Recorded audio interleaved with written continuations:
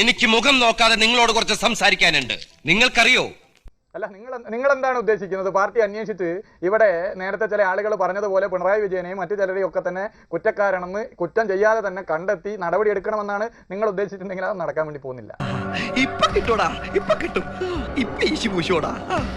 കഴിഞ്ഞ പാർലമെന്റ് തെരഞ്ഞെടുപ്പിൽ സഖാവ് പിണറായി വിജയന്റെ വീടിരിക്കുന്ന ബൂത്തിൽ മുല്ലപ്പള്ളി രാമേന്ദ്രന് 71 വോട്ട് കൂടുതൽ കിട്ടിയത് മറക്കണ്ട.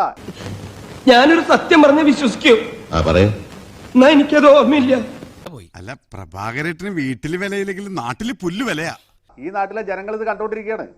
ഇങ്ങനെയുള്ള നിങ്ങളുടെ റിപ്പോർട്ട് കണ്ടിട്ട് അത് അതേപടി കൈയടിച്ച് പാസ്സാക്കാൻ മാത്രം പോഴന്മാരോ പോങ്ങന്മാരോ ഒന്നുമല്ല കേരളത്തിലെ ആളുകൾ. അവരിത് കണ്ടോണ്ടിരിക്കുന്നുണ്ട്. അല്ല, ഞാൻ പറഞ്ഞോട്ടെ, അഡ്വക്കേറ്റ് ജയശങ്കർ ആരാ? ഞാൻ ആരാണെന്ന് ഈ നാട്ടിലെ പട്ടിക്കും പൂച്ചയ്ക്കും വരെ അറിയാം. സ്വന്തം അയൽവാസിക്ക് ഒരു പ്രശ്നമുണ്ടായ പോലും ഇടപെടാതെ സന്ധ്യാസമയത്ത് ചാനൽ ചർച്ചയിൽ മാത്രം വരുന്ന ലക്ഷണമൊത്ത മാടമ്പി സ്വഭാവമുള്ള ജയശങ്കറിന് കൃത്യമായ അജണ്ട ഉണ്ടാവും. നല്ല ഉഷാറിലാണല്ലോ.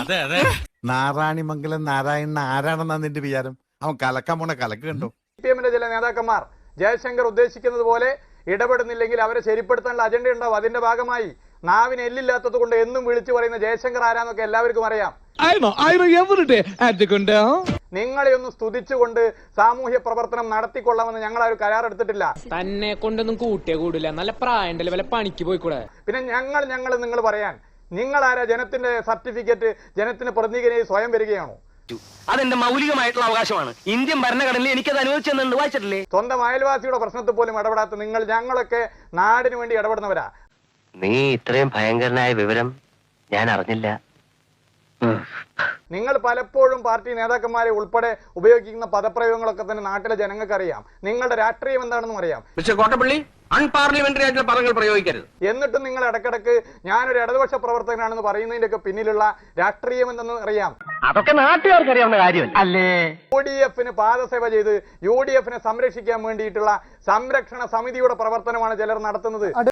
എന്റെ വായിക്കാത്ത കയറി വിടുവിച്ചാലേ ശരിയാവും. ഇതിനൊക്കെ മറുപടി പറയാൻ അറിയാൻ പാടില്ല. മുഹമ്മദ് റിയാസിനൊക്കെ മറുപടി പറയാനുള്ള ഒരു നിലവാരത്തിലേക്ക് ഞാനായിട്ടില്ല. P ജയരാജനോ എനിക്ക് പറട്ടെ. കാര്യമായിട്ടാണ് പറഞ്ഞത്, തമാശക്കാണ്? കാര്യമായിട്ട് തന്നെയാ പറഞ്ഞത്. എന്നാ കൊള്ളാം. ഒരുപാട് തമാശ എനിക്ക് ഇഷ്ടമല്ല, പറഞ്ഞേക്കാം. ഈ മുഹമ്മദ് റിയാസ് കോർപ്പറേഷനിലേക്ക് മത്സരിച്ച് തോറ്റുപോയ ആൾക്ക് പാർലമെന്റിൽ സീറ്റ് കൊടുത്ത അദ്ദേഹത്തിന്റെ നേതാക്കന്മാരുണ്ട്. അവര് വരട്ടെ, അവരോട് ഞാൻ പറയാം.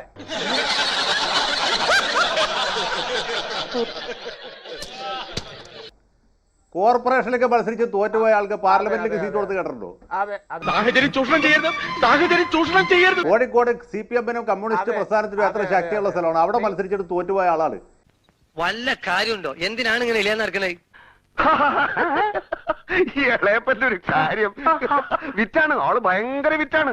MV രാഘവനെ പാർലമെന്റിൽ എത്തിച്ച ആളാണ്. നമ്മൾ വിചാരിച്ചാൽ ചെയ്യാൻ പറ്റില്ല. അതെ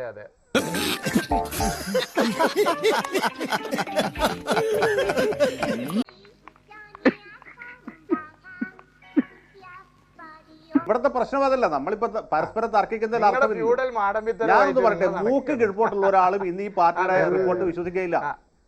അരിയാഹാരം കഴിക്കുന്നവരല്ല, മൂക്ക് കിഴപ്പോട്ടുള്ളവർ ആരും വിശ്വസിക്കില്ല. അത്രേ ഞാൻ പറഞ്ഞുള്ളൂ. നിനക്കിതെങ്ങനെ സഹിക്കാൻ കഴിയും ജോസേ?